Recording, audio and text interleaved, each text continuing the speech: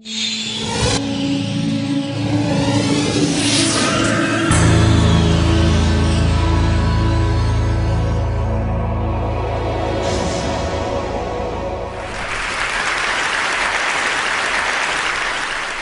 like to take you to another world, and I'd like to share a 45-year-old love story with the poor living on less than $1 a day.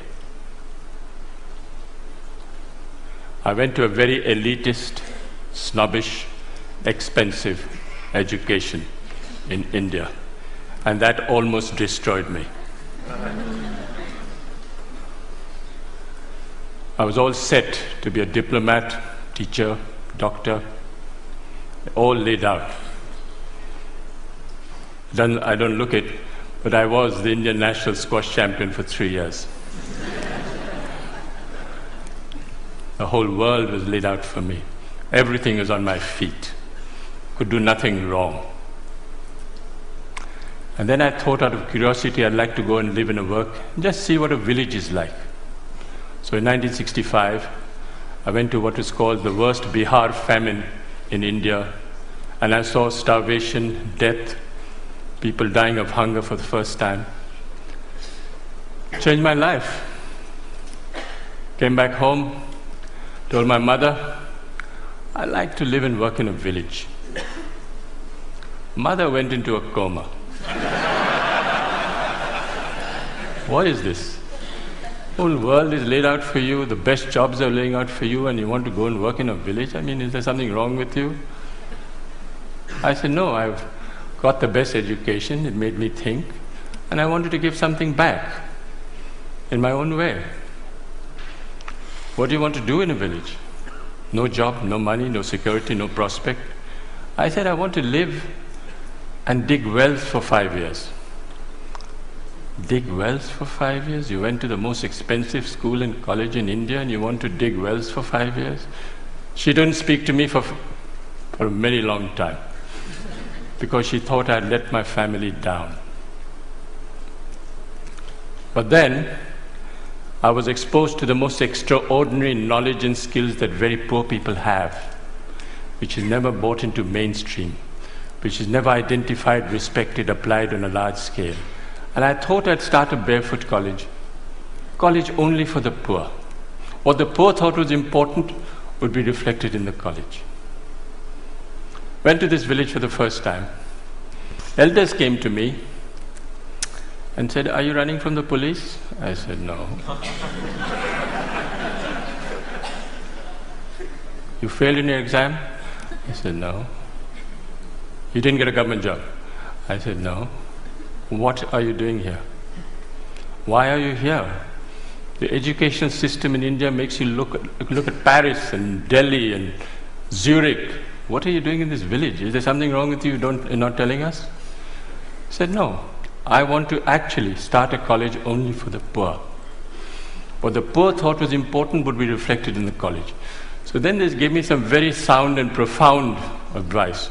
They said, please, don't bring anyone with a degree and qualification into your college. So it's the only college in India where if you should have a PhD or a master's, you are disqualified to come. You have to be a cop-out or a washout or a dropout to come to our college. You have to work with your hands. You have to have a dignity of labor. You have to show that you have a skill that you can offer to the community and provide a service to the community. So we started the Barefoot College, and we redefined professionalism. Who is a professional? A professional is someone who has a combination of competence, confidence, and belief. A water diviner is a professional. A traditional midwife is a professional. A traditional bone setter is a professional. These are professionals all over the world. You'll find them in any inaccessible village around the world. And we thought that these people should come into mainstream and show that the knowledge and skills that they have is universal. It needs to be used, it needs to be applied, it needs to be shown to the world outside that these knowledge and skills are relevant even today. So the college works following the lifestyle and work style of Mahatma Gandhi. You eat on the floor, you sleep on the floor, you work on the floor. There are no contracts, no written contracts. You can stay with me for 20 years, go tomorrow. And no one can get more than $100 a month. You come for the money, you don't come to Barefoot College. You come for the work and the challenge, you come to the Barefoot College. That is where we want you to try crazy ideas. Whatever idea you have, come and try. Doesn't matter if you fail. Battered, bruised, you start again. It's the only college where the teacher is the learner and the learner is the teacher. And it's the only college where you don't give a certificate. You are certified by the community you serve. You don't need a paper to hang on the wall to show that you are an engineer. So when they said that, they said, well, show us what is possible. What are you doing? This is all mumbo jumbo if you can't show it on the ground. So we built the first Barefoot College in 1986. It was built by 12 barefoot architects who can't read and write. Built on $1.50 a square foot. 150 people lived there, worked there. They got the Aga Khan Award for Architecture in 2002. But then they suspected, they thought there was an architect behind it. I said, yes, they made the blueprints, but the barefoot architects actually constructed the college. We are the only ones who actually returned the award for $50,000 because they didn't believe us and we thought that they were actually casting aspersions on the barefoot architects of Telonia. I asked a forester, high-powered, paper-qualified expert, I said, what can you build in this place? He had one look at the soil and said, forget it, no way, nothing can work. No water, rocky soil. I was in a bit of a spot, and I said, okay, I'll go to the old man in the village and say, what should I grow in this pot? He looked quietly at me and said, you build this, you put this, and it'll work. This is what it looks like today. Went to the roof, and all the women said, clear out. The men should clear out because we don't want to share this technology with the men. This is waterproofing the roof. It is a bit of jaggery, bit of urine, and a bit of other things I don't know, but it actually doesn't leak. Since 1986, it hasn't leaked. This technology, the women will not share with the men. It's the only college which is fully solar electrified. All the power comes from the sun. 45 kilowatts of panels on the roof and everything works out of the sun for the next 25 years. So long as the sun shines, I have no problem with power. But the beauty is that it was installed by a priest, a Hindu priest who's only done 8 years of primary schooling. Never been to school, never been to college. He knows more about solar than anyone I know anywhere in the world. Guaranteed. Food, if you come to the Barefoot College, is solar cooked. But the people who fabricated that solar cooker are women. Illiterate women who actually fabricate the most sophisticated solar cooker. It's a parabolic Scheffler solar cooker. Unfortunately, they're almost half German. They're so precise. You'll never find Indian women so precise. Absolutely to the last inch, they can make that cooker. And we have 60 meals twice a day of solar cooking. We have a dentist. She's a grandmother, illiterate, who's a dentist. She actually looks after the teeth of 7,000 children. Barefoot technology. This was in 1986, no engineer, no architect thought of it, but we are collecting rainwater from the roofs. Very little water is wasted. All the roofs are connected underground to a 400,000 liter tank, and no water is wasted. If we have 4 years of drought, we still have water in the campus because we collect rainwater. 60% of children don't go to school because they have to look after animals, sheep, goats, domestic chores. So we thought of starting a school at night for the children. We call the night schools of Telonia. Over 75,000 children have gone through these night schools because it's for the convenience of the child, it's not for the convenience of the teacher. And what do we teach in these schools? Democracy, citizenship, how you should measure your land, what you should do if you're arrested, what you should do if your animal is sick. This is what we teach in the night schools. But all the schools are solar lit. Every 5 years, we have an election between 6 to 14-year-old children participate in a democratic process, and they elect a prime minister. The prime minister is 12 years old. She looks after 20 goats in the morning, but she's prime minister in the evening. She has a cabinet, Minister for Education, Minister for Energy, Minister for Health, and they actually monitor and supervise 150 schools for 7,000 children. She got the World's Children's Prize 5 years ago, and she went to Sweden. First time ever going out of a village, never seen Sweden, wasn't dazzled at all by what was happening. And the Queen of Sweden, who's there, turned to me and said, "Can you ask this child where she got her confidence from? She's only 12 years old, and she's not dazzled by anything." And the girl who's on her left turned to me and looked at the Queen straight in the eye and said, "Please tell her I'm the Prime Minister."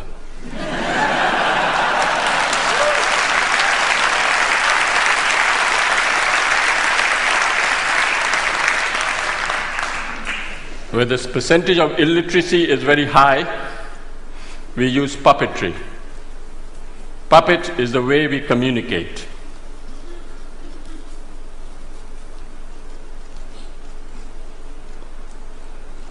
You have Joachim Chacha, who's 300 years old. He's my psychoanalyst, he's my teacher, he's my doctor, he's my lawyer, he's my donor.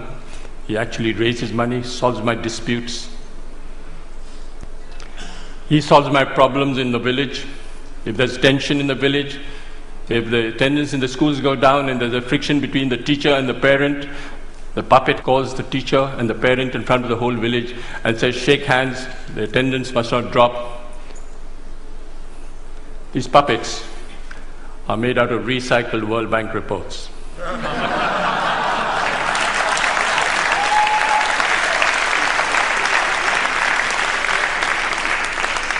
So this decentralized, demystified approach of solar electrifying villages, we've covered all over India, from Ladakh up to Bhutan. All solar electrified villages by people who have been trained. When we went to Ladakh and we asked this woman, at minus 40 you have to come out of the roof because there's no place, it's all snowed up on both sides. And we asked this woman, what was the benefit you had from solar electricity? And she thought for a minute and said, "It's the first time I can see my husband's face in winter."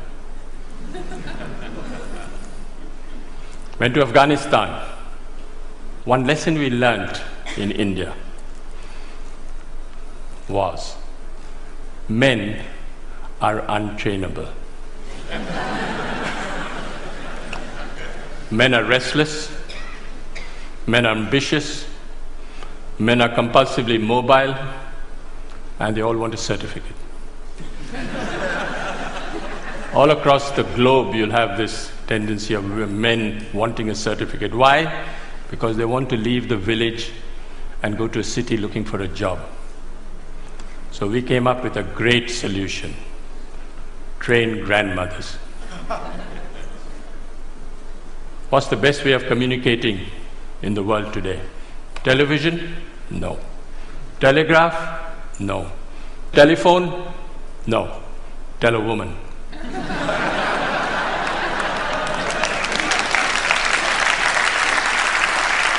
So we went to Afghanistan for the first time.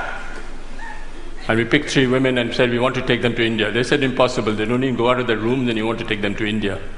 I said, I'll make a concession, I'll take the husbands along as well. So I took the husbands along. Of course, the women were much more intelligent than the men. In 6 months, how do we train these women? Sign language. You don't use the written word. You don't use the spoken word. You use sign language. And in 6 months, they can become solar engineers. They go back and solar electrify their own village. This woman went back and solar electrified the first village, set up a workshop. The first village ever to be solar electrified in Afghanistan were by the 3 women.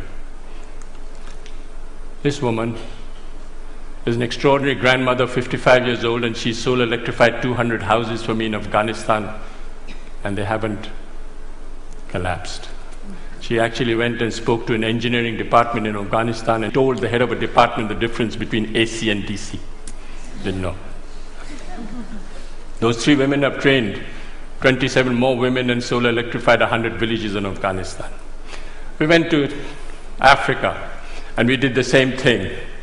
All these women sitting in one table from 8, 9 countries, all chatting to each other, not understanding a word because they're all speaking the different language. But their body language is great. They're speaking to each other and actually becoming solar engineers. I went to Sierra Leone, and there was this minister driving down at the dead of night, comes across this village, comes back, goes into the village, says, well, what's the story? They said, these 2 grandmothers. Grandmothers? Minister couldn't believe what was happening. Where did they go? Went to India and back. Went straight to the president. He said, do you know there's a solar electrified village in Sierra Leone? He said, no. Half the cabinet went to see the grandmothers the next day. What's the story? So he summoned me and said, can you train me 150 grandmothers? I said, I can't, Mr. President, but they will. The grandmothers will. So he built me the first barefoot training center in Sierra Leone, and 150 grandmothers are being trained in Sierra Leone. Gambia. I went to select the grandmother in Gambia. Went to this village, I knew which woman I would like to take. The community got together and said, I'll take these 2 women. I said, no, I'm going to take this woman. They said, why? She doesn't know the language, you don't know her. I said, no, I like the body language, I like the way she speaks. Difficult husband, not possible. Call the husband. Husband came. Swaggering, politician, mobile in his hand, not possible. Why not? The woman, look how beautiful she is. I said, yeah, she's very beautiful. What happens if she runs off with an Indian man? That was the biggest fear. I said, she'll be happy, she'll ring up in a mobile. She went like a grandmother and came back like a tiger. She walked out of the plane and spoke to the whole press as if she was a veteran. She handled the national press and she was a star. And when I went back 6 months later, I said, where's your husband? Oh, somewhere, doesn't matter. Doesn't matter. Doesn't matter. Success story.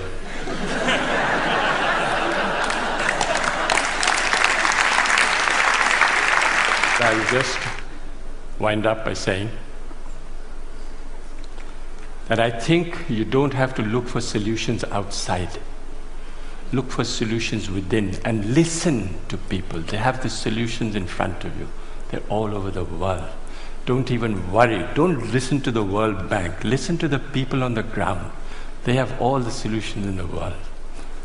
I'll end with a quotation by Mahatma Gandhi. First they ignore you, then they laugh at you, then they fight you, and then you win. Thank you.